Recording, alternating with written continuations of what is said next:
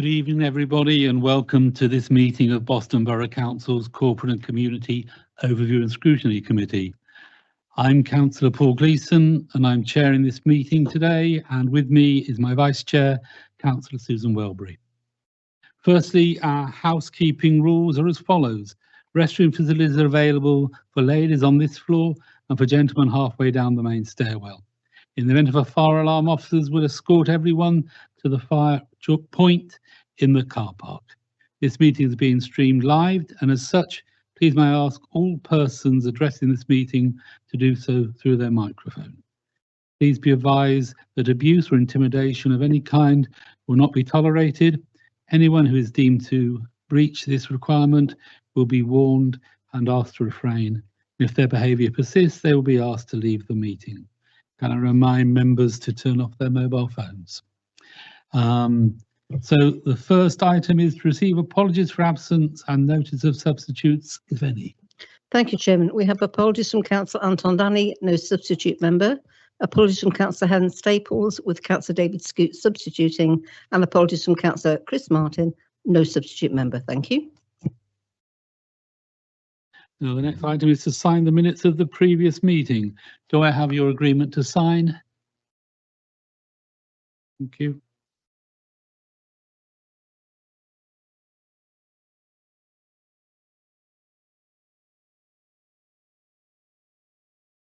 Receive any declarations of interest in respect of any item on this agenda? Does any member have any interest to declare? To receive any written questions from members of the public? We have no questions, Chairman. Thank you.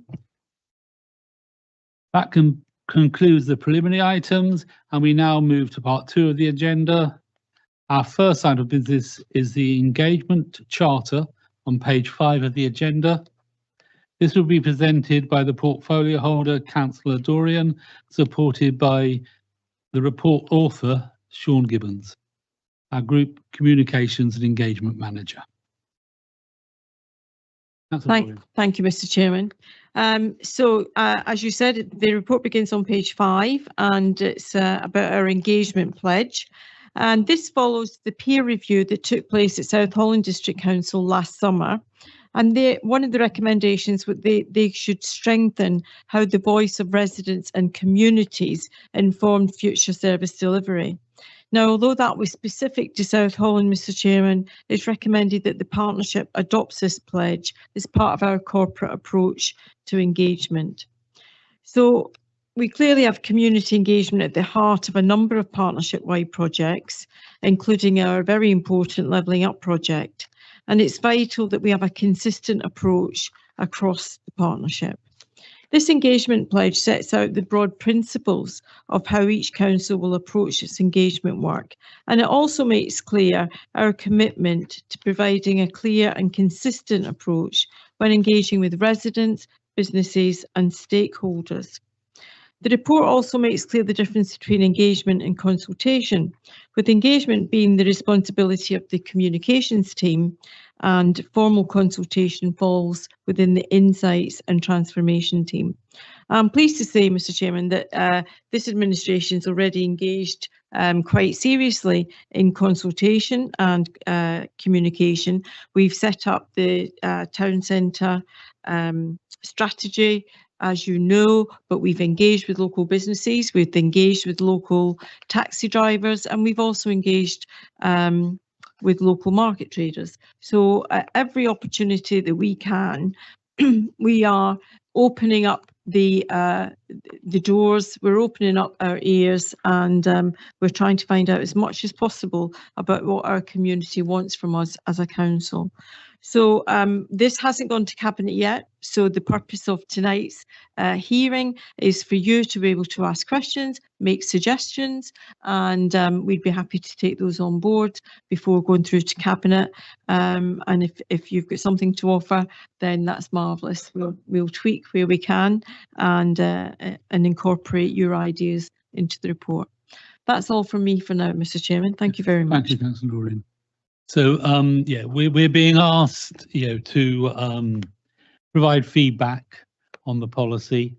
So, has any members any questions or any comments they'd like to make? I must admit, having read through the report, I thought actually it was very clearly worded, which always helps with the communication document. If they're a bit oblique, they tend not to work very well. And also, as Councillor Doreen mentioned, I like the way that it distinguishes between engagement and consultation, that they are two exercises. So, you know, I personally am very happy with it, and actually, you know, I don't have any tweaks or suggestions, but anybody else got any things? No? No, in which case, yeah, sorry,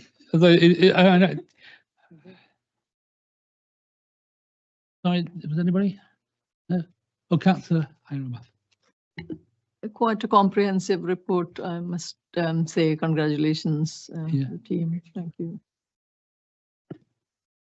Yeah, I mean, in truth, when if the report reads easily, then it's sort of achieved what it's meant to be doing, hasn't it? You know?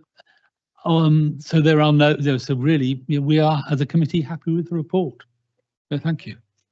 There's no reason to vote on that. So, yep, that was quick. And yes, I say, don't feel obliged to stay. I know these meetings are riveting, but feel free to go home.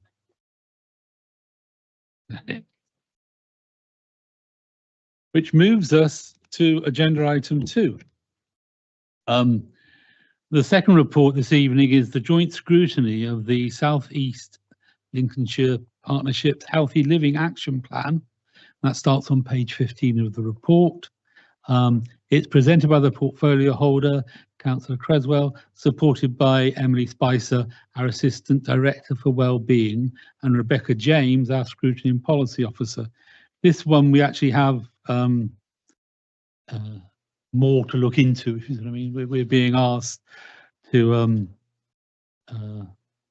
note the attached report and agree the associated recommendations below to make better use of green spaces. Actually, I think they appear on one of the pages in the report, so I'll let them, I won't go through them at the moment. So, Councillor Creswell. Thank you very much, Mr. Chairman. Okay, so I'm here to present the joint scrutiny of the South and East Lincolnshire Partnership's Healthy Living Action Plan.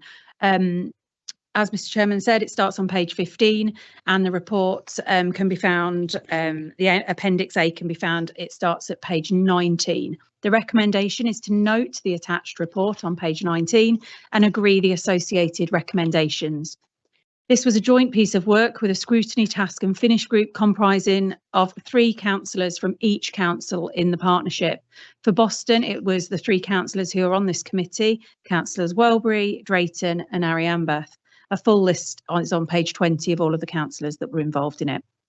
The task group were asked to review the health and wellbeing offer across the sub-region, and in particular the Healthy Living Action Plan, which can be found at Appendix C, which is on page 31 of the agenda. They focused their work on 2 of the lever areas in the plan. So thinking about what Anne said about communities, we're thinking about activity and wellbeing, and then about working with communities, which are obviously huge areas that we know we need to be focusing on. The task group realised that although it is not a statutory area for the district and borough councils, we nevertheless have an enormous amount of influence, particularly now we are a partnership, and that was really important. Following discussions, the task group made a number of recommendations for consideration. These can be found on page 27 of the agenda. Thank you very much, Mr. Chairman. Thank you.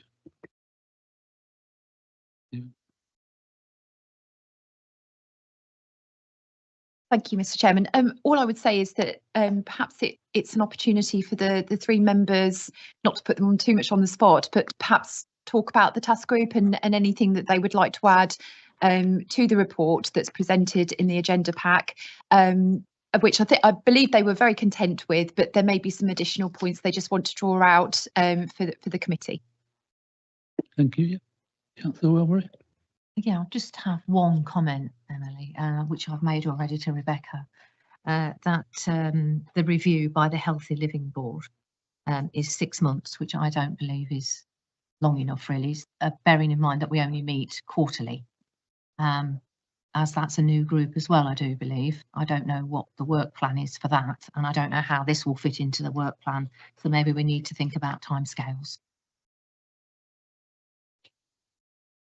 If I may come back on that. So the Healthy Living Board meets every quarter, and that is fed by an officer group that meets every 6 weeks. So there would be 6 meetings, I suppose, 5 meetings in between for that 6-month period. But absolutely take your point. If a longer period is necessary, that would meet our requirements as well. So very happy to take that on board.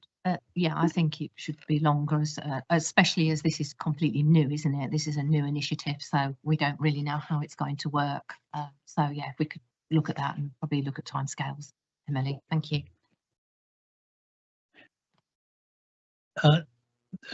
Before Councillor Austin, I just want to hear from the other members of the working group first, and then I'll come to you.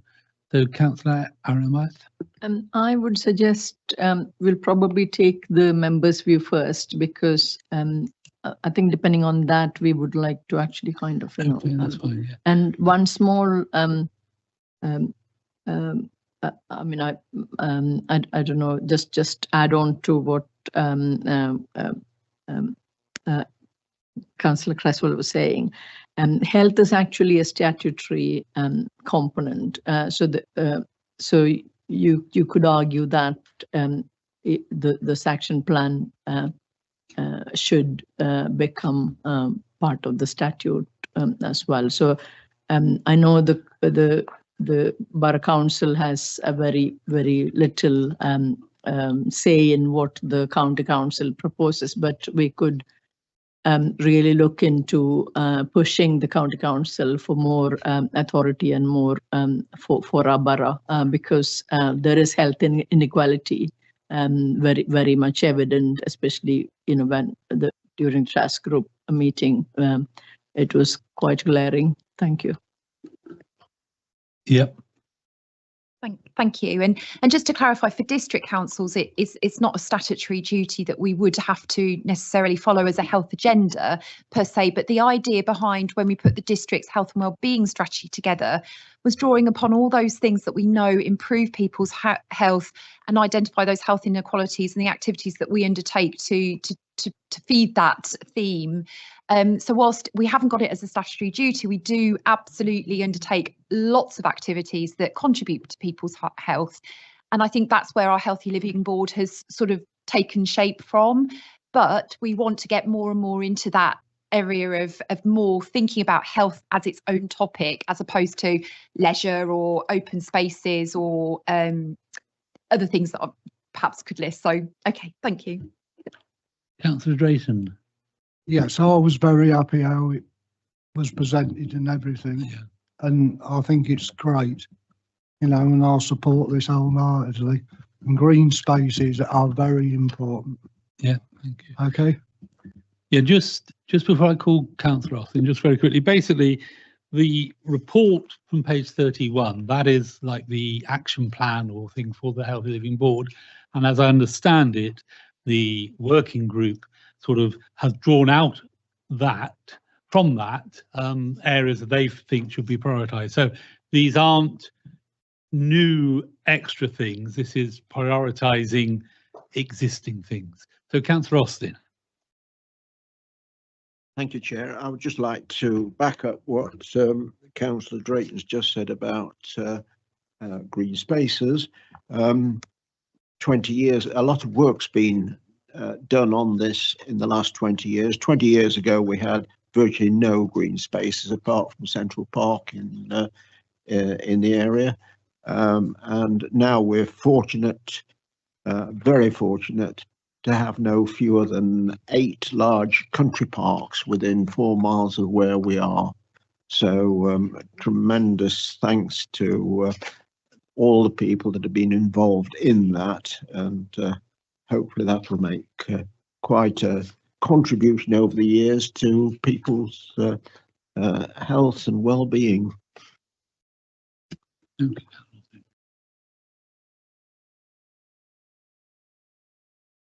Any other?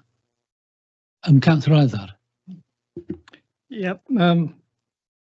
So are we setting any kind of targets alongside the recommendations from the outset? I know already some of those are already covered, like homelessness has got a target that's already there, but is there any other new targets or KPIs that might come from this recommendation?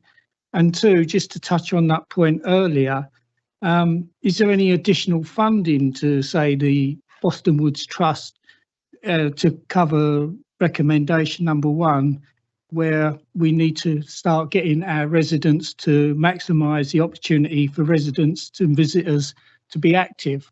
So is there any funding mechanisms alongside this report, please?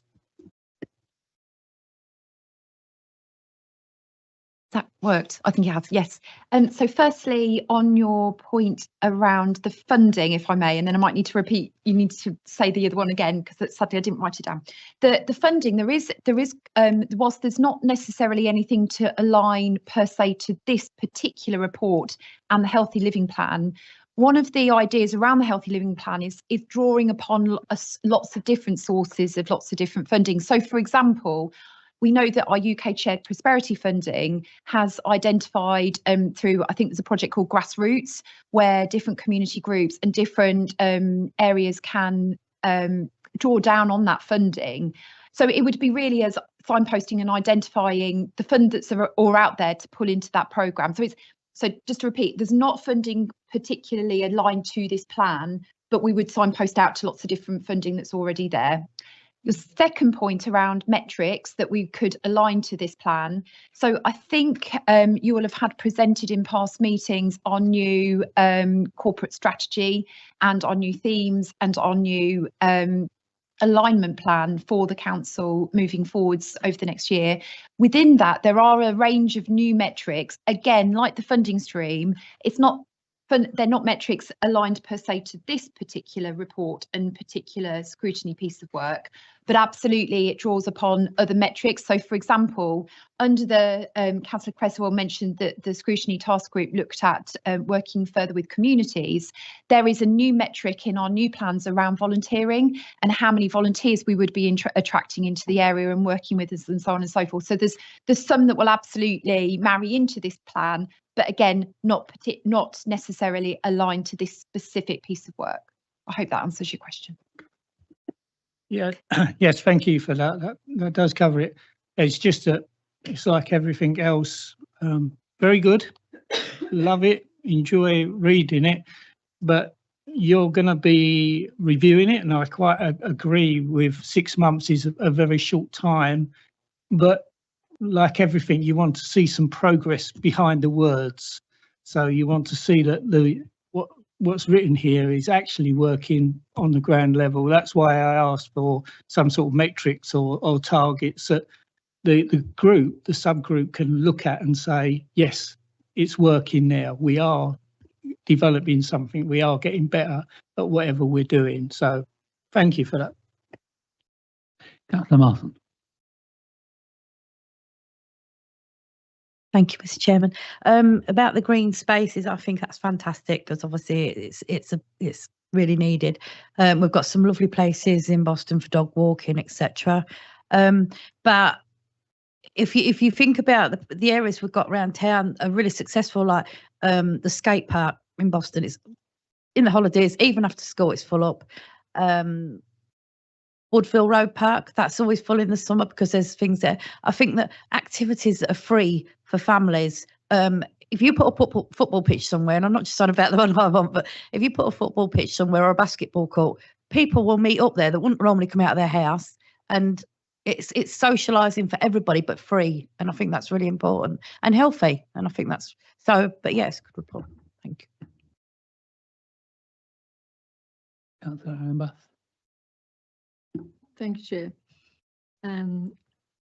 I think equitable delivery is probably the most important thing I would, in my opinion, at least.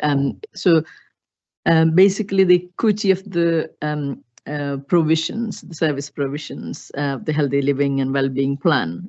So when you talk about equity, it would be accessible to people with visible and invisible disabilities across all ages, across a variety of other barriers, including language and all that. So we must ensure that kind of equitable delivery of the plan, because people are talking about cycle tracks and all that, but what about the people who are not able to access those kind of facilities? And again, I think we can explore funding in terms of with the broader remits. There will be funding for having all these facilities for the disabled people and so on. So otherwise, fantastic plan. Thank you, Emma. Thank you, Roxanne and Emily and Rebecca. Thank you. Councillor Marston. Oh, fair enough. Well, you could have bought a house then if you weren't careful, Yes. Okay, just to come back on that point, if you go to page 27, on the recommendations, bullet point 5 was to ensure equality of access for people from diverse backgrounds. So, and the examples of what it is. So thank you. I've just got a few sort of random things. What is the Community Leaders Network?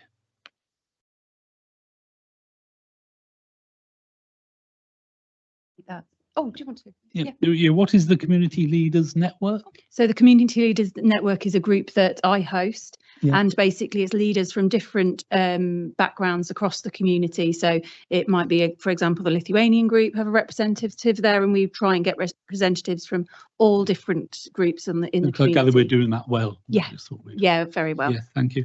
There's an acronym, and I gather it's not a character in Star Wars. GLOGI? Yeah, GLOGI is the 7 to 14 group that meets. So the children can take part in activities, healthy activities, while the parents get advice on, it might be healthy eating, healthy living, and signposting to local places they can access support. Okay, and then finally, and I know this is sort of one of these distinctions maybe that are different, but a lot of our open spaces is controlled by BTAC. And to what degree is BTAC going to be included in the looking at the open spaces? Thank you, Mr. Chairman. An excellent question, because this plan doesn't just rely on 1 or 2 officers to deliver it. As you can imagine, this must be a whole council approach, because there's elements of many different teams' skills and expertise. So, for example, BTAC, I know that Phil Perry, who is actually the Assistant Director of Leisure and Culture, he actually sits on that group next to the chairman. And obviously, with his expertise in open culture and leisure and so on and so forth, we'll be really relying on his knowledge in both areas, in the BTAC area and in that leisure and culture. But absolutely, we would see all these groups as an integral part of delivering this plan. We're certainly not going to be delivering it without BTAC's assistance. Oh no, I just wondered whether, yeah. It's a collaborative effort. Yeah, okay, thank you. Because as I understand it now, there is, BTAC is able to apply for some fundings and stuff now, outside of the council, even though we are the council. Yeah, so thank you. Yeah. Just supplementary. I sit on the cross-partnership health scrutiny at Lincoln. We had a presentation by LVET. Now, don't ask me what that stands for. It's basically voluntary group. That was yesterday. They look after over 80 volunteer organisations that are linked to health. Maybe it's a suggestion for the Healthy Living Board to invite them to see how they can help and what volunteer base they have. You may have already thought of that, but they were a very interesting organisation and gave an excellent presentation yesterday. Thank you. Anyone want to comment on that? Yeah, only just to feedback, I have heard that Roxanne, it's definitely something Roxanne's talked about, and I don't know how involved, but we've certainly talked about that. Yeah. So I believe on page 27, is it? Yep. So the top of the page are the recommendations that came from the working group. As I said previously, these are actually already items that were within the plan. This is just a prioritization, and we're being asked to basically, do we agree with them? Do we want to add anything? I think from what members have said, we are in general agreement that this is, dealing with the right areas as a priority. So unless anybody has anything else to say, I think that's going to be our recommendation. Thank you.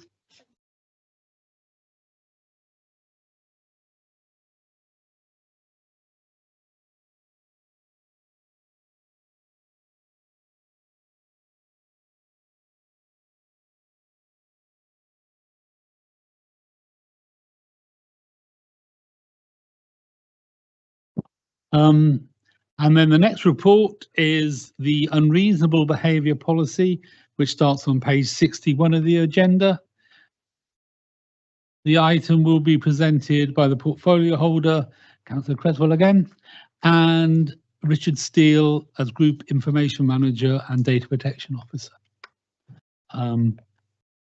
We're being asked to consider the draft and recommend it to Cabinet for approval. Councillor Creswell. Thank you, Chairman. Okay, so I'm here obviously to present this draft on unreasonable behaviour, the unreasonable behaviour policy. It starts on page 67, Appendix A. The policy has been fully reviewed, updated and aligned across the partnership. Reviewing the policy ensures that any updates are captured in the new aligned policy, as well as ensuring the policy is still fit for purpose and complies with any statutory requirements. The recommendation is that you consider this draft policy at Appendix A and recommend it for me to take for Cabinet approval. To bring to your attention, there's been an increase in examples of abusive behaviour. They're detailed on page 81. And obviously this policy seeks to address those. Adopting this policy will ensure that the council has a clear policy for dealing with incidences of unreasonable behaviour, like I said, those that are increasing, and unreasonably persistent complaints. The policy has been fully reviewed and updated to ensure the information is easily accessible and understood by officers and members of the public alike, clearly setting out the processes for different situations. Thank you, Mr. Chairman. Thank you. And so, Mr. Steele, have you any comments before we? I think the key difference in the policy this time to the previous time, previous policy, is the change of the policy from being called a vexatious behaviour policy to an unreasonable behaviour policy, which changes the tone of the policy and its implementation. Again, my one comment was, again, it's very well written, very, this is an outward facing document. And so it's important that people, when they see it, it's written in a way that they can understand what we're saying, what we're trying to achieve. I think the moving away from being vexatious, I think sending somebody a report or something which is called vexatious tends to make them a bit more vexatious. But has anybody got any comments or suggestions they want to make on the report? Councillor Ironbath? Councillor Evans. Thank you, Chairman. I'm just mindful of having a blanket policy because very commonly people with a mental illness make frequent calls, threatening or otherwise calls to authorities, councils or other places. So is there any protection to safeguard those people as well as the councillors or council staff being subjected to that? I think my concern would probably be more for the patients rather than the service users and patients rather than the staff in those circumstances, because those people could easily fall through the the system and be barred for life or unable to kind of access services thereafter. Thank you. Okay, the policy has been updated and aligned across the partnership. I understand what you're saying. It is deemed to be fit for purpose, including in consideration of groups like you're talking about, and it does comply with all the statutory requirements and is consistent with anyone's rights under data protection, freedom of information, environmental information, etc. I don't know if you've got anything to add, Richard.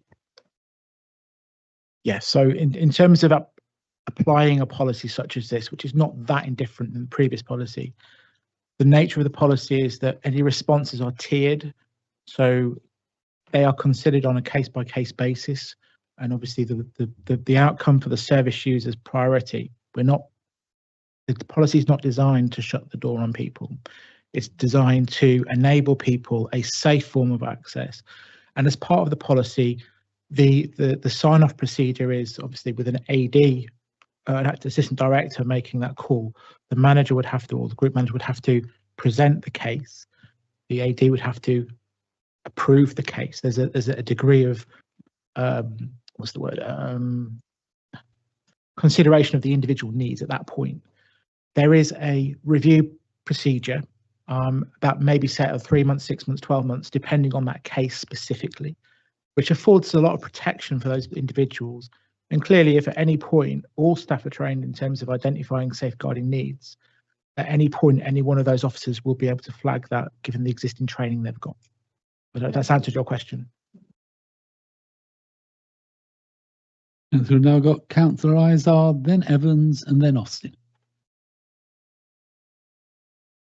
Thank you, Chair. Just a couple of things. I notice there's no use of the mediation between parties as far as this policy is concerned. I was wondering whether you've looked at the possibility of using mediation process between two parties that are having difficulties. Also, with the I looked at the individual's right to appeal, and I'm wondering whether at that point it could be an independent counsel that also is brought in to look at the case study and see whether there is any the right to appeal should be applied or not. And lastly, I suppose this is a fantastic document for staff. Don't get me wrong, I'm not being critical of it, but are councillors under the same sort of policy, or do they operate under different if they are having issues with residents under the same guise?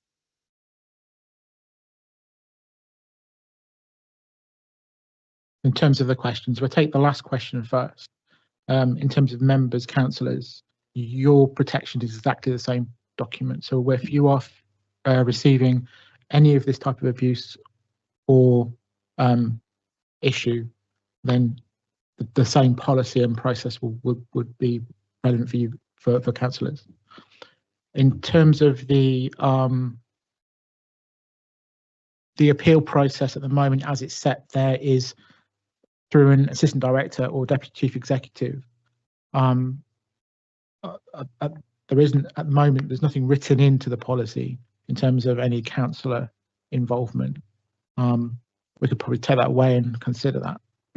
And the other request in relation to mediation, as I mentioned before, it's a tiered approach. So as part of that tiered approach, if it was deemed appropriate, proportional, necessary, then I'm sure mediation would be an option. Thank you for that. Yeah, so maybe we can change your name to staffing and councillors. Councillor Evans. Okay, thank you, Mr. Chairman.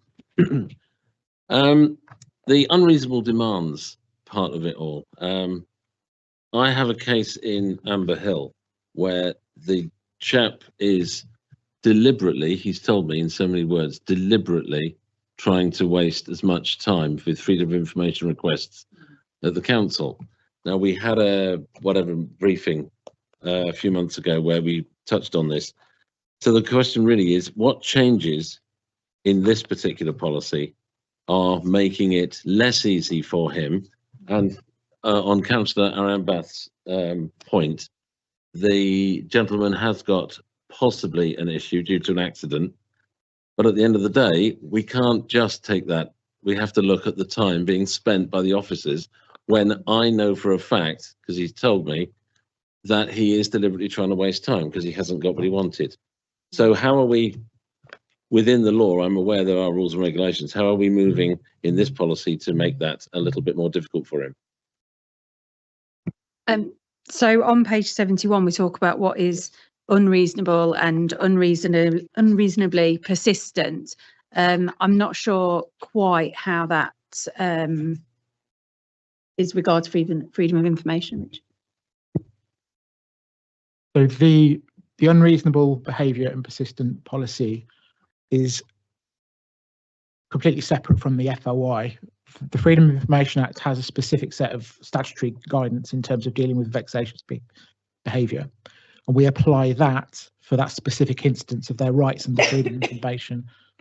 In terms of this policy, they are seen to be separate.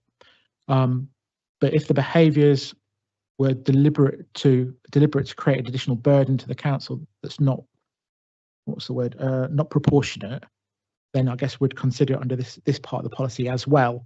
But their rights to FOI, they're an independent, they're a statutory right that we can't disaffect through that kind of behaviour at the moment. You do count how many times Yeah. they do that? Yes. Right. Yeah.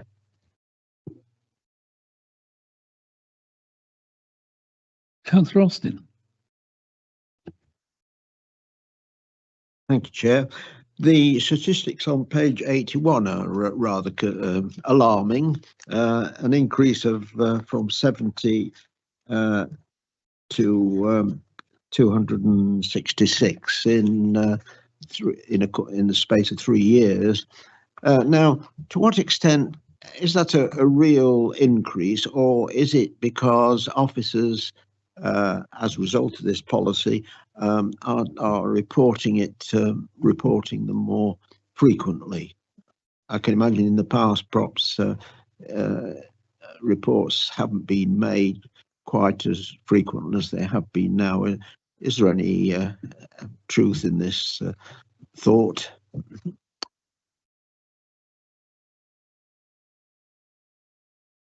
Yeah, thank you, Councillor Austin. Yeah, it was actually due to a change in how we report these behaviours. So the change in reporting has obviously led us to that increase, so we can see more effectively actually what is happening.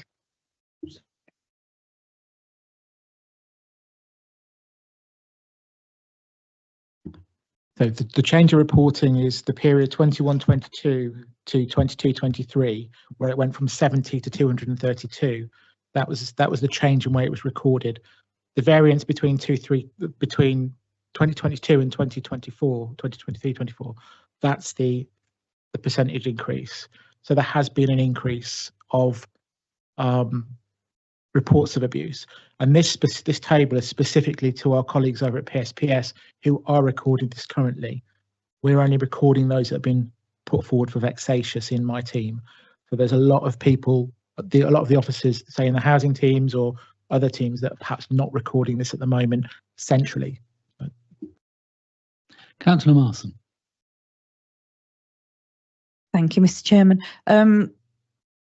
With the figures, I'm not surprised, to be honest, that they have increased. We're going through bad times throughout the country. People are frustrated. The housing situation's not fantastic. So I'm not surprised about the increase at all. And I think that it really does we need to keep to the plan and sort this out, 'cause it's going to get worse. It is going to get worse through frustration. Thank you. Councillor Arambath. Thank you, Councillor Austin, for directing to this interesting chart. Is there any other changes? Because looking at it, that was the end of COVID period. I mean, probably COVID and the offices were closed during that time.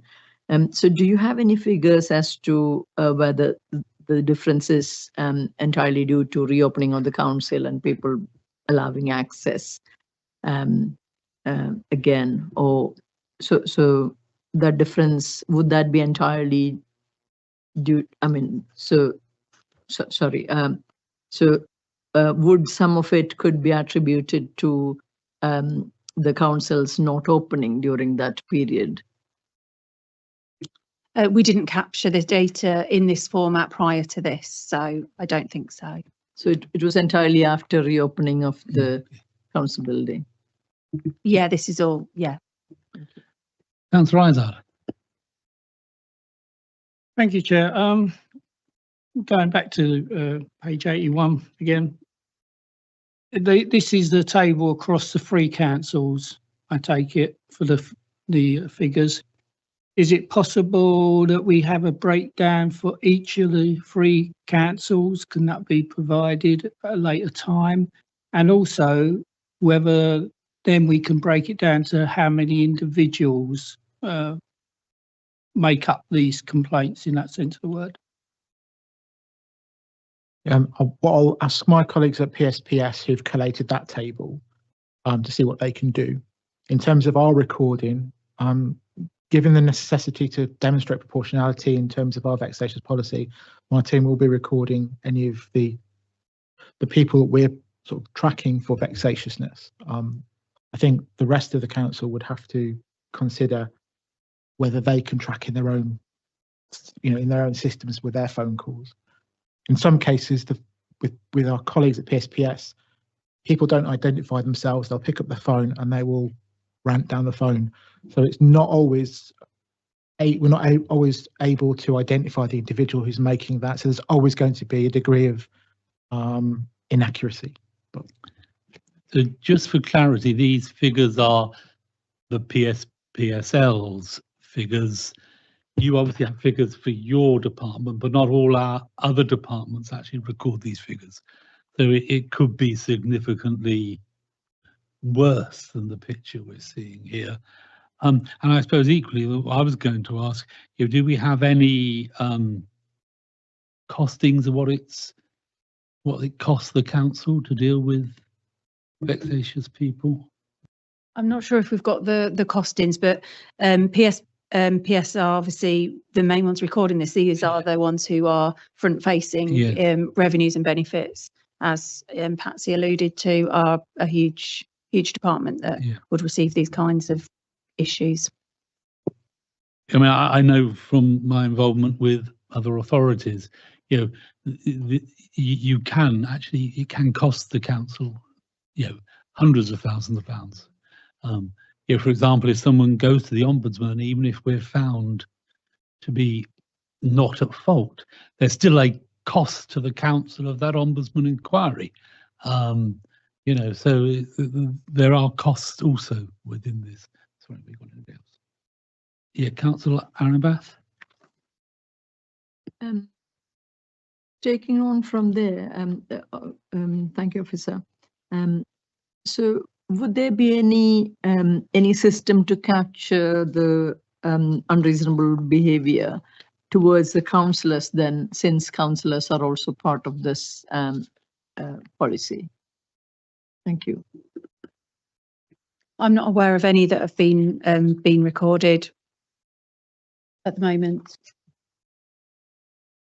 Would there be any scope of collecting that data as well? Yeah, we certainly could collate that data if that is happening. Yeah.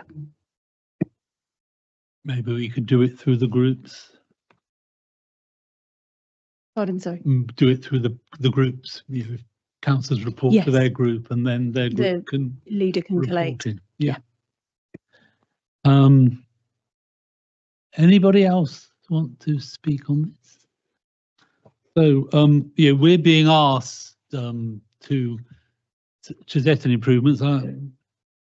My view is that and I think it's shared here, that the report itself is clear and achieves what it wants to do. So I think as a group we're happy to recommend it. the Cabinet for approval, with the additions of maybe looking into the figures for other departments and a system whereby councillors could also report in issues there. Suffering from. Are members happy with that, Councillor Amber? So, like Councillor Evans suggested, I'm not sure whether that was Councillor Evans or Councillor Marson, but could a councillor be part of the review process as well? Because I think it would give a bit more confidence for the public if the councillors are part of the review process. Yeah. Thank you. I am involved in that because I am part of the Customer Contact Summit, so I do those. Okay, so we actually have a system in place. Yeah. Thank you. So unless anybody demurs, our recommendation is that Cabinet accepts this report, with the little caveats. Thank you. So we now have item 4 on the agenda, which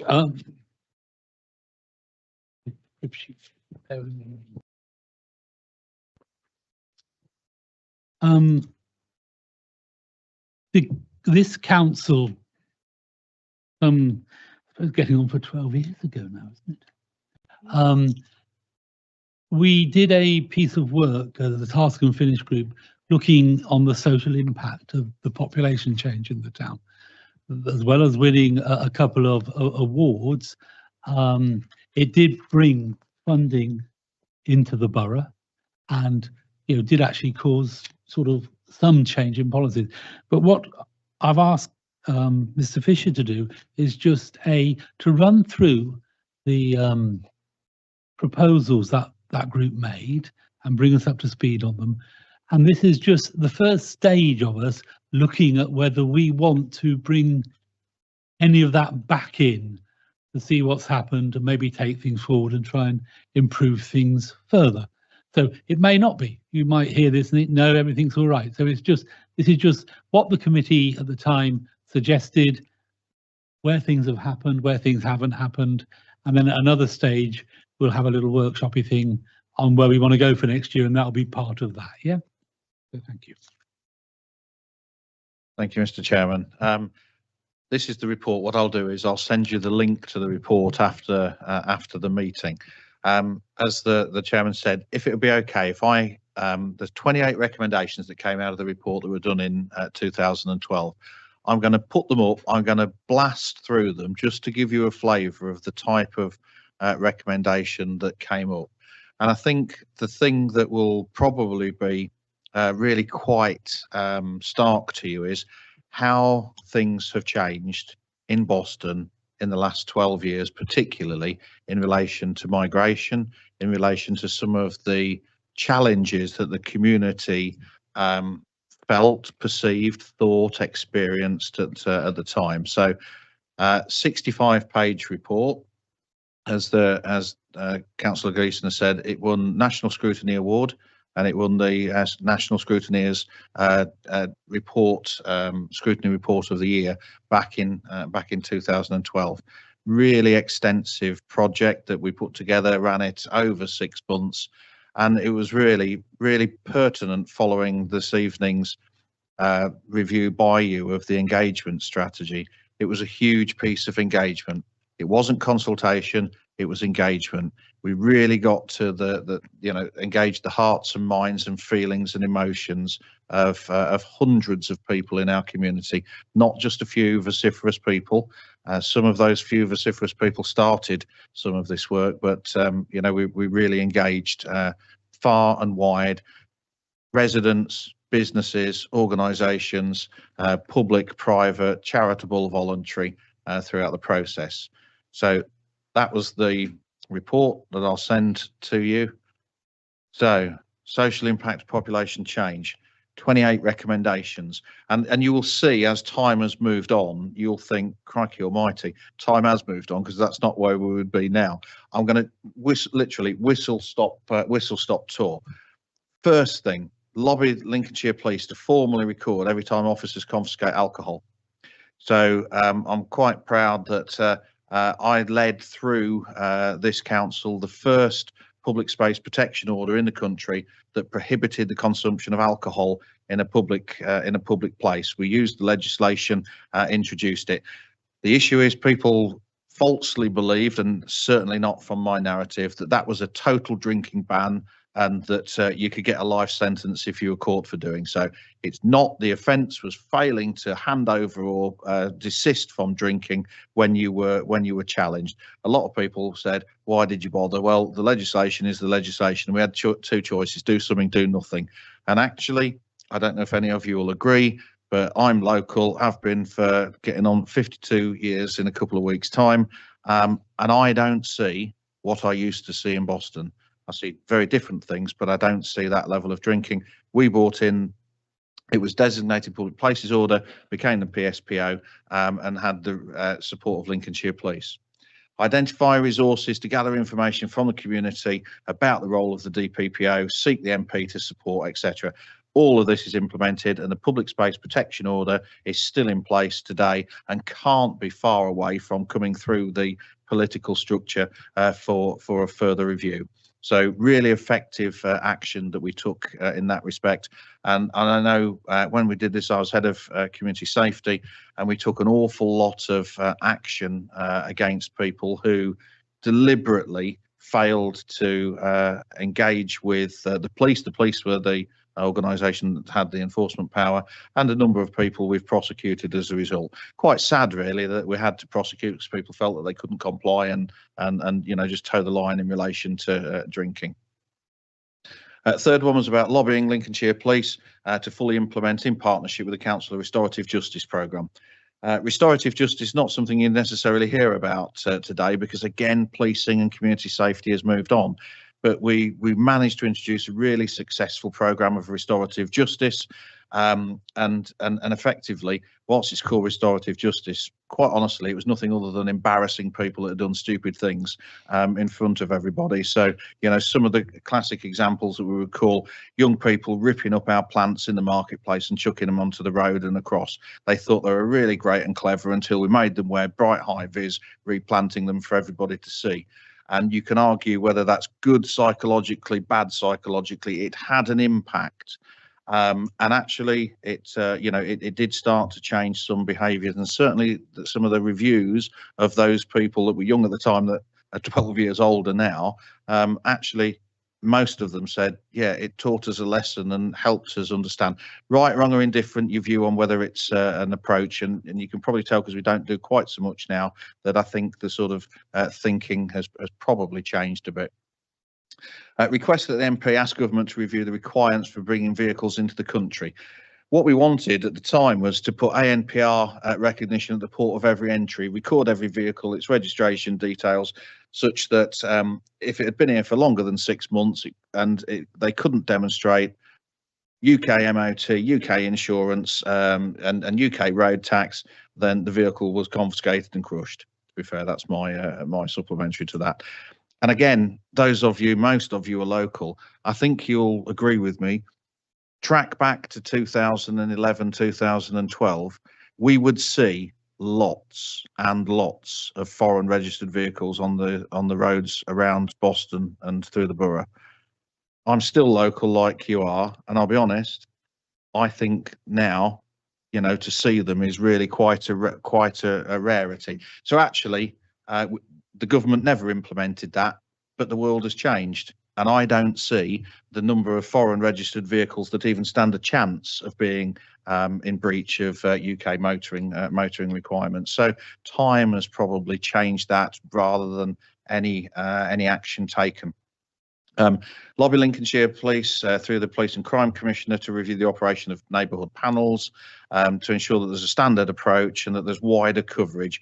Well, again, as politicians, you'll all be aware of the funding pressures on Lincolnshire Police, but also, you know, those of you that are parish councillors, there's a whole range of engagement with Lincolnshire Police, but it's a different way of engaging. When we implemented this, regularly you would have PCSOs going along to parish councils. That was the level that it was delegated down to.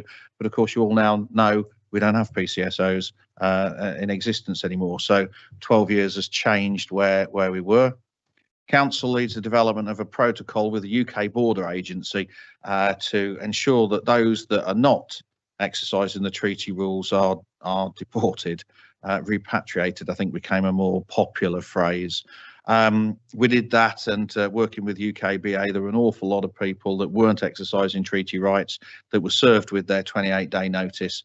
Most of whom disappeared, were never found by the system, or and then repatriated. But that was a real big issue in terms of people not exercising the treaty rights. Really interesting. Post Brexit, we're still waiting for immigration legislation to change. So that at the minute sits in a bit of a vacuum. And some of these things, talking about them today, are probably unpalatable and a bit unpleasant and a bit uncomfortable. But what we've got to remember is this was the feeling of a large part of the community at the time, and hence the recommendations that came out of it. Lobby the MP to press government to increase the gangmaster licensing authority powers. Again, that was strengthened. It went from just being gangmasters, and it's now got a much wider remit. And I certainly think that there is less much less scale exploitation than used to go on. That links to houses in multiple occupation, the licensing regime, and all sorts of things. But again, I go back to my days as head of regulation, and when I used to sit on some serious case reviews with Lincolnshire Police, there were some really shocking things that used to go on at scale. So that engagement really did protect quite a lot of people. Promote the rogue gangmaster hotline. Again, mass exploitation of workers, particularly through poor housing conditions, something that the council implemented. And again, we took a lot of action.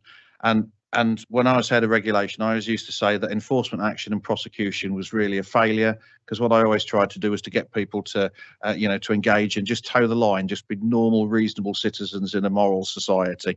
But those that failed to do that, then we prosecuted, and the courts dealt with quite robustly in a number of cases. Right to all employers, encouraging them to advertise local jobs through Job Centre Plus.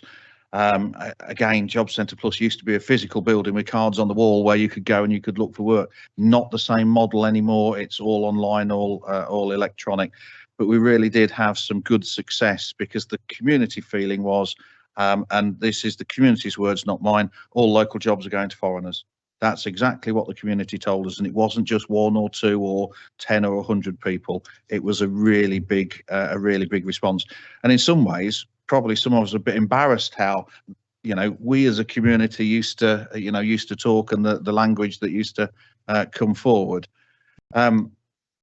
Lots of issues with education and funding going back a number of years, particularly for secondary schools that were receiving children whose first language wasn't English, and had very little English, and were and again, the education system still expected them at 16 to go out with 5 A to C's at GCSE. So all of the local secondary schools and primary schools had a real challenge in funding. The county council really did come good and put a huge amount of money into ESOL training, education, and support for local schools, and that was particular to Boston. That the director of education at the time put money in.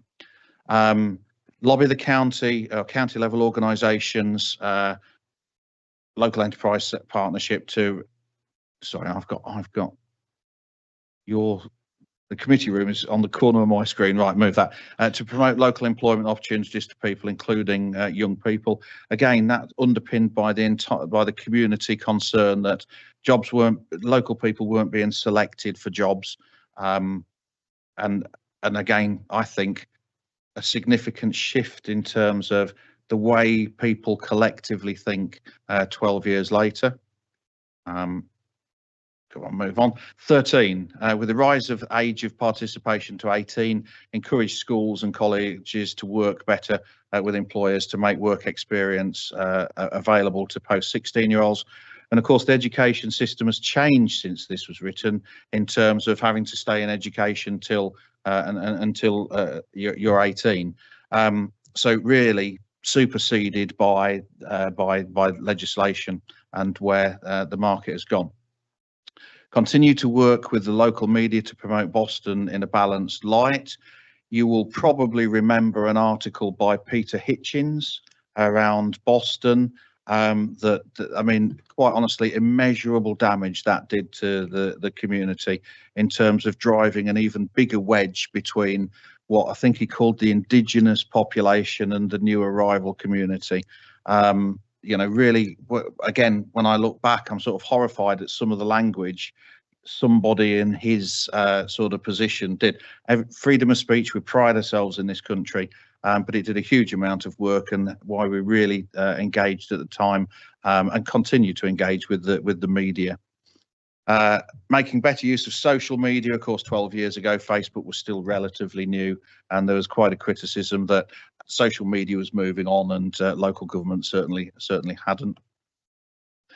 Request the Alchemy project. Well, Alchemy is 10 years since closed, so many of you probably won't know what that was. But to explore opportunities to secure funding to bring in a community newsletter, again perhaps monthly, and to promote engagement and support of local events and campaigns such as the Community Showcase and Boston in Bloom. So Boston in Bloom is still running really well. Boston Community Showcase again is an event that is some years expired for a whole host of reasons.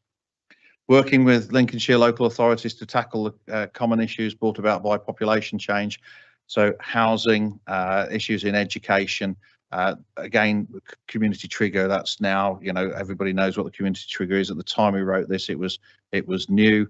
Request East Midlands councils to provide copies of their past work on population numbers throughout the region. Request East Midlands councils provide case studies on best practice. At the time, East Midlands councils and the Strategic Migration Partnership was relatively new. And whilst it were, and I think that certainly the feeling locally was East Midlands councils focused on Nottingham, Leicester, Derby, and nothing sort of hit us in the provinces. So we used to have a lot of engagement with East Midlands councils. You'll all have heard of them now, but again, their role I think has stepped back quite significantly. We all used to fund them as the 46 or so local authorities in the region quite extensively. Everybody's reined their funding back, so the role of their role has changed. Seek support from South Holland for more local discretion to cap licensing applications. That debate is still going on exactly in the same way today as it is in terms of licensing alcohol sales. So that hasn't moved on, but that's a function of national government not amending legislation to bring that in. And then to report this report to the National Migration Group in 2020, that was done. Work with Boston Business Improvement District. Yes, 2012. Yeah, that went to the National Migration Group. Again, that does exist, but in a very different format today. Work with businesses to promote the Boston Improvement District. Well, again, you all know what happened with the Boston Improvement District. Members of it decided to disband it, so that Following year. yeah, there was work on that, but that was disbanded. Promote Boston on the internet and via other media. Again, I think you can see how much digital technology has worked on the fact that we were even using that language. Encourage local European food businesses to take spaces on Boston market, multicultural food markets. And you will all know, as well as I do, you know, in terms of where we are, in terms of events, etc., etc. Still a lot of work to do, but a lot of good things that have happened in the intervening 12 years. Promote West Street as a shopping destination. Again, some of the really awful language in hindsight that the local community used to use about West Street. They didn't call it West Street. They changed its direction on the compass. You know, and that's where we were. And what was really difficult was balancing the balancing the freedom of speech of everybody and everybody's personal views against the offence that it could cause other communities who share different views. And what we tried to do, and when I say we, I'm talking everybody that was involved, more than anything, was to create a safe space so that everybody could air their views. We never sought for anybody to agree or to change their views. What we wanted was that nobody was critical of somebody else's view, and certainly not in a disrespectful breach of equality way.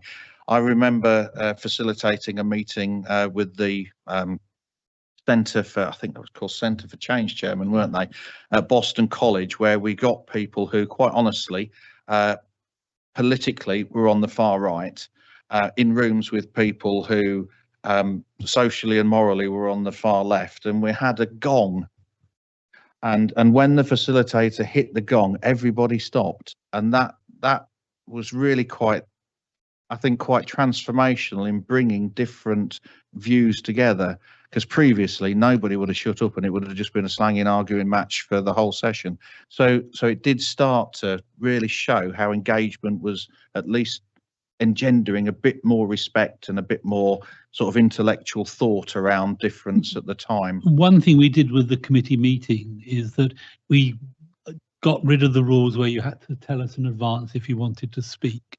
And we allowed everybody who bothered to turn up, and some nights we actually did have a good crowd. They all had a chance to say what they wanted. And actually, as part of the report, when you get a copy, we actually recorded that. So the report includes what people were saying. And I do believe that just the fact of, in inverted commas, authority, listening, did actually help. Indeed. Again, there are issues, as you can see here, working with the Highways Authority for a better balance of pedestrians and parking down West Street. Some would argue nothing's changed much in West Street at all. You will remember that there was a county consultation about making it one way and closing off some areas. So not everything has changed at all, or you know, in any way at all, in West Street. Working with CCTV, the police, and the bid to ensure that incidents that happen are recorded and addressed. And I think in relation to when you look at if you can access the data in relation to who reports crime and issues, at the time there was a real lack of any reporting of anything coming from the newer arrival communities, and the evidence now is that I think far more people who I just see as members of the community, regardless of where they might have come from, have a better, slightly better engagement with the police. I have to be careful. My son is a police officer, so. 20, encourage owners of the Regal Cinema currently site as a car park to improve the site. Again, that was because it was dangerous to walk over, because it was literally the inside of the old Regal and the shopping centre as it had been left. You can see what's happened to that now. When setting the budget for the council, should give priority to littering enforcement. Again, in terms of where we are with littering enforcement, we've got a contractual arrangement in place. Request the MP to seek reassurance from government that it will exercise its derogation powers for future EU entry countries. I don't need to say anything on that, do I? Whilst we recognise the benefits of free labour market, we also recognise population change. So work with MPs, MEPs for us, things of the past. I'm sorry, that's moved on. Come back. MEPs to work and develop an EU adopted mechanism for monitoring inward migration. Again, history speaks for itself, doesn't it? MP support to lobby the new Police and Crime Commissioner to adopt zero tolerance on the street of drinking and social behaviour. Lots of change, good, bad, and indifferent. I think everybody somewhere will have some of those views. Again, going back to the focus on restricting the number of premises that can sell alcohol the way it's sold. Still an issue. I'm aware. The Boston Borough Council support the establishment of a comprehensive local health watch model. Again, health watch we heard earlier around well-being and engagement. The council works closely with the strategic health group and health scrutiny. You all know exactly where health wellbeing engagement is in terms of and what's happened in the health industry with the way that the structure actually works. So time has changed rather, I think, than the impact of this report has changed.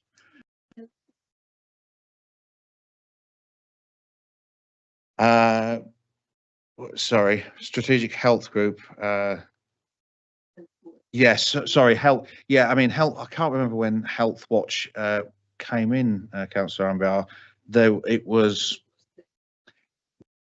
Yes, I was going to say, and it was new and emerging. I thought it came in just after we did this, but it was new and emerging, and it was really ensuring. Again, it was about the discourse was around equality or lack of equality of access to services, and the way population was driving. And I think the debate's still the same, isn't it? You know, the growing population has meant then the argument was you couldn't get an NHS dentist at all. Well, that's worse, I think, in terms of when you look at the metrics of who hasn't got an NHS dentist now. But that's not simply a function of migration. That's a function of, you know, the whole economic change that's happened. Again, you can see how old it is. East Lincolnshire clinical commissioning group. Not even really worth dwelling on that. That's changed so much. And then recognising the issue from HMOs impact severely on our community and recommend that the council adopts a policy. So national HMO licensing came in, and the legislative framework around housing enforcement has really changed. I'm some years out of housing now, but again, in my day, we took an awful lot of engagement action with landlords to try and bring them on board to safeguard and protect all of our citizens that lived in HMOs, and those that really decided not to engage with us or toe the line and put people at risk. We threw the full weight of the judicial system at them. So that was a whistle-stop tour of the 28 recommendations that the council 12 years ago this year adopted. Councillor Evans.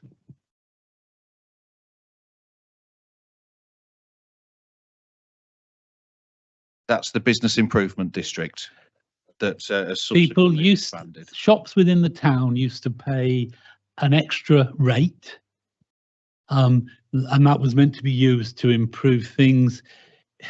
I won't deal with it. They decided it wasn't working for them, and in 2013 voted not to carry on with it. Yeah. Councillor Austin, who was a member of the committee. Thank you. I'm just wondering whether we're any nearer to getting a true figure of the number of foreign nationals that we have in the borough. I've never had too much confidence in the census figures, but has anything changed? I mean, I was quite interested when I was at an event at Haven High School.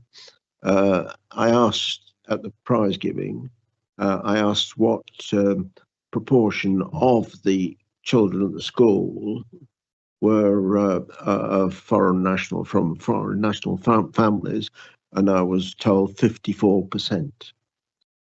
Now, no way is that reflected in the census figures we've got.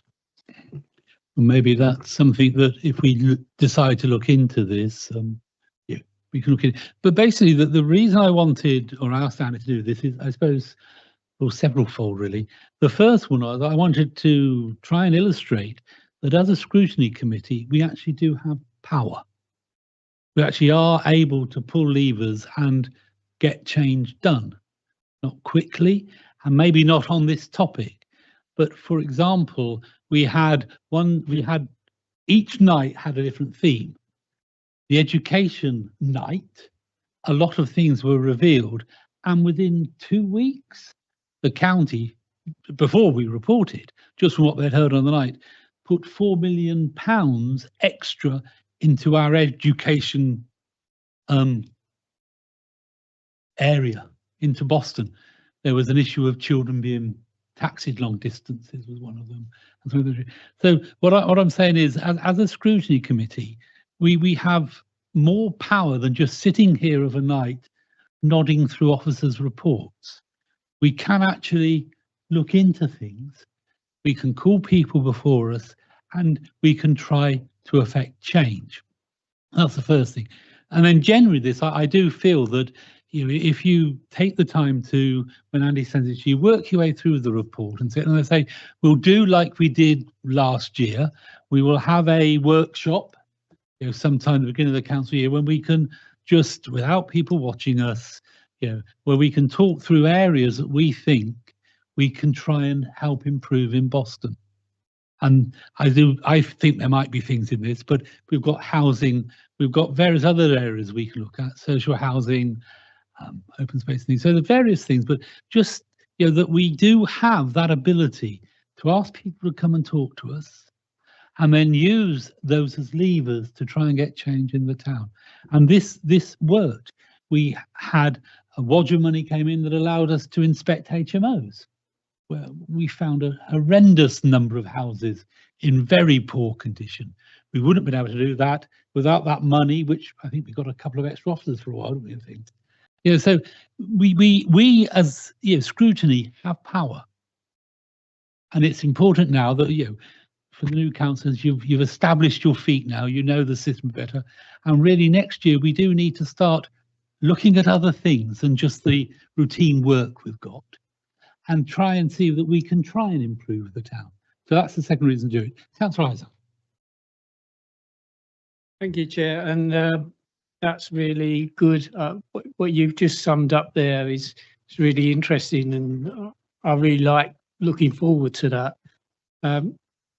It was quite, as you say, quite good looking back in 2012 to what the feelings were, and it's quite funny that recommendation 1 and recommendation 28 are still probably the two that I still get hit over the head with by local residents, as the council are not doing anything about it. So it's quite interesting. But yes, I totally agree with you, Chair. I think we do need to do more than just listen to lovely written reports, and I would totally back that recommendation of getting more involved and as you say, bring a workshop, look at the 28 recommendations from 2012, but bringing them up to date with the current. But also, you know, we can look at other areas. I mean, I personally feel there is an issue with our social housing providers. I don't think they are delivering a service to their residents like they used to and like they should. I won't mention kitchens, Councillor Drayton. And so, you know, there are other areas, but it's not just for me to say. What I want, you know, is you know, we've now got, you know, I say it'll be May due time. You just think of areas that you think, well, really, that should be looking at that and try and improve it. Councillor Marshall. Thank you, Mr. Chair. Yeah, I think this is really good. I'm really excited about this because I can really get my teeth into this, because there's loads of things on there, you know, like education and everything, and the drinking. I think we should do it. No, really want to do this. We do have, but it is. Yeah. You know, but what I want, as I say, this isn't. You know, this isn't. I don't want to be driving this. I want this to come from all of us working together. Councillor Araba. Thank you, Chair. Just to comment on Councillor Austin's comment earlier about the stats of foreign national students. So I think that is Haven High being near the Pilgrim Hospital. That is likely to be slightly skewed there, because there could be students from families who are employed within the hospital and so on. So I don't know whether that is a true representation of the foreign nationals. And plus, there are a lot of by foreign nationals, whether we are looking at their original nationality, or whether we are looking at or people who are looking foreign, or I mean, without really looking into the sort of nationality per se. It was quite interesting to note that the council, to become a councillor, you could be a foreign national.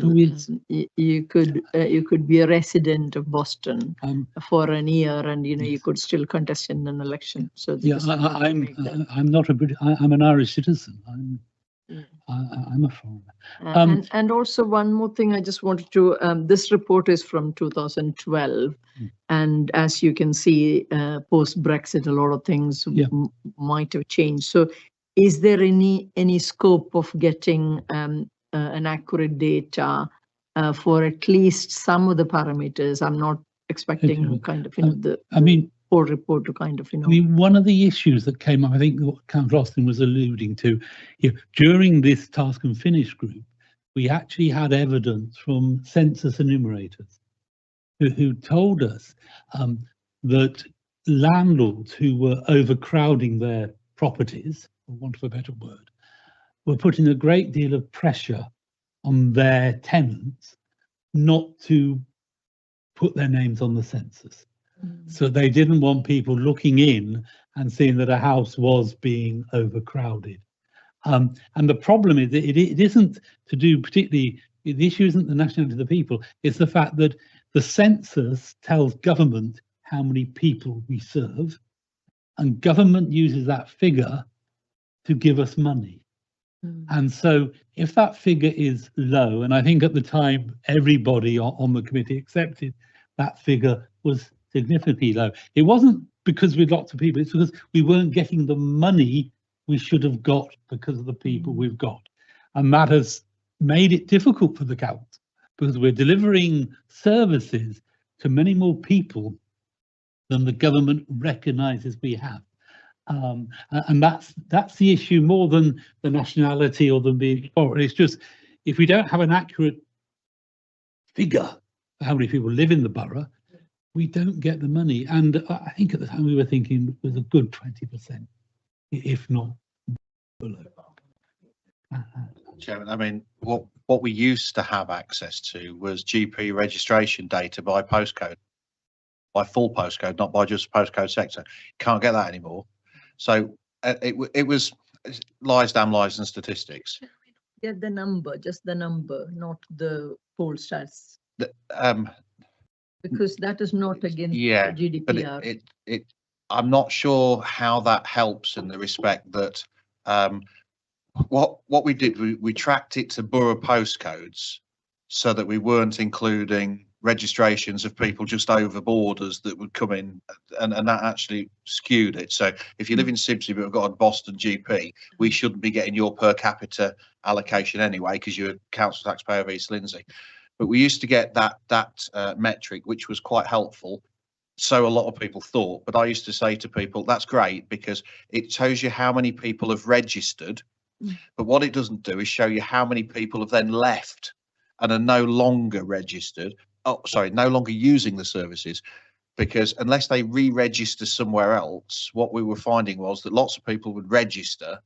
They would move a month after registering to Derby, Timbuktu, wherever. But there was no incentive for the GP world to cleanse their data because they are funded per registered capita. So there were all of these sort of perversities in the data, and there were no good word. One of the figures we found was the GP service was doing quite nicely out of this, because in truth, you had a lot of fit young people coming who weren't using a lot of the services in truth, and of course they were bulk. The GPs were actually doing quite nicely. The problem that the GPs had that came out was in fact I don't like the word, but the indigenous population who were terrible at not going to the doctors till their leg fell off. So their problem were people who went to the doctors far too late and had, needed far too much, rather than actually going in when it could be solved easier. And that was one of their big issues, in fact, was the local population being loath to go to the doctor. But as various things came out, Councillor Marston. Right, you know me. So in easy terms then, basically, so if there's HMOs, say there's 4 HMOs and there's 20 people living in there that are not registered, so we don't know they're there, yeah? And the government fund or per person living in the community? Well, yeah, at the last census, yeah. Yeah, so then say there's 60 people. For every person that's not registered, we lose money through funding, but we're still having to give them, they're still living in the community, so we're still funding them living, but we're not getting, They're filling 3 bins rather than 1 or whatever. Of course, yeah, so, yeah. I mean, for example, one of the just very quickly, one of the issues that people used to say was that the council is giving all the council houses to foreigners. Now, Woad Farm, which is in our ward, if you look at Woad Farm, of any 10 houses, 5 of them are owned by absentee landlords who have actually bought up houses that were initially right to bide by the tenants, and then the tenants have sold them on. And a lot of those landlords, they don't live in Boston, they don't care about Boston, and they overcrowd those houses. And so you'll end up with a house, they turn the 2 living rooms into bedrooms. So you've got 3 bedrooms, 2 living rooms, you've got 5 rooms, 2 people in each, 10 people. And in those days, it was about 70, 80 quid a week. And so they were seeing £35,000 a year for a house they bought for £119,000. Those houses had 5 or 6 cars, which caused the issues of parking on the street and all of that. But that's, that wasn't the council, and then of the rest of them, it's only just over 2 that Sohar actually, I'm not so sorry, that's my old local, LHP or whatever they are now, own. 3 are occupied by former right to buy tenants or people, owners who were, they right to buy, they were tenants. 2 are owned by LHP and 5-ish are owned by, absentee landlords. At the time of that report, there were companies selling basically what amounted to shares in blocks of houses. So again, one of my betnars, merchant bankers, you got your Christmas bonus, and you could buy £500,000 worth of interest in 30 odd houses in Boston and see a return of over 20%. But that was hurting our community. That was causing the wedges, and that's something that highlighted. So there are lots of things like, can't try that. Thank you. I noticed on a lot of those slides and recommendations from 2012, and please remember, I'm only a newbie to Boston. I've not made double figures yet, so I'm still only a visitor here.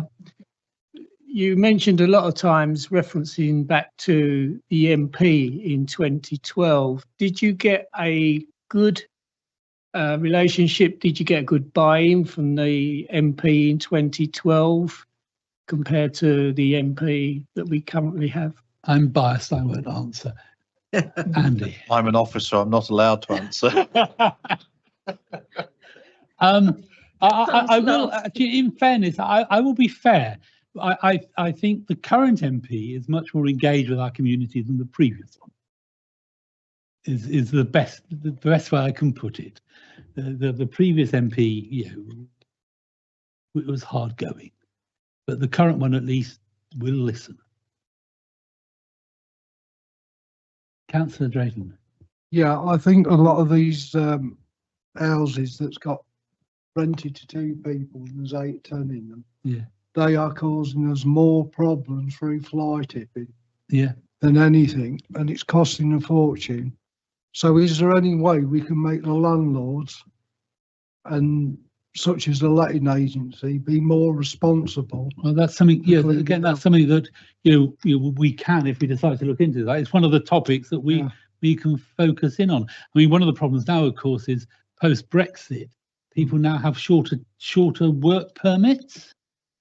So we're actually getting a bigger churn in the houses as well, which is why you're getting you know, a room's worth of stuff being, you know, the mattress and the things being dumped, because they actually have shorter work permits as well now. So people aren't staying as long. There's a bigger churn, which is making it worthwhile, which is again something we can look into. Anyway, what I'm trying, I suppose, what I'm now falling down the rabbit hole I was actually trying to avoid, and we've got homes to go to. You know, this was just, you know, to sow the seed. So Andy will send you, you know, his slides. He'll send you a link to the report. You know, please take a bit of time to report. It was good, and particularly the comments that people made. And then, as I say, we will arrange early in the next council year, you know, to have a workshop where we can look at this, but also other areas that you would like us to look into, because it is now time that we started to drive the agenda more. We're used to it. Thank you, Mr. Chairman. Can we just can we put the question of areas to focus on to the wider? Yeah. Well, I always, just an aside, the invite will be to any non-executive councillor will be able to come to the workshop. But yes, I would get us also to ask for people for suggestions as well. But I always, my workshops, when I do the workshops, they're not just limited to this committee. Any non-executive, any people who can't come to members of the executive. Yeah. Well, they can watch. I don't mind that much, you know. But it is meant to be, you know, from the backbencher perspective. Thank you all for your time. I think we achieved a lot tonight, and obviously see you next time. Thank you. Bye.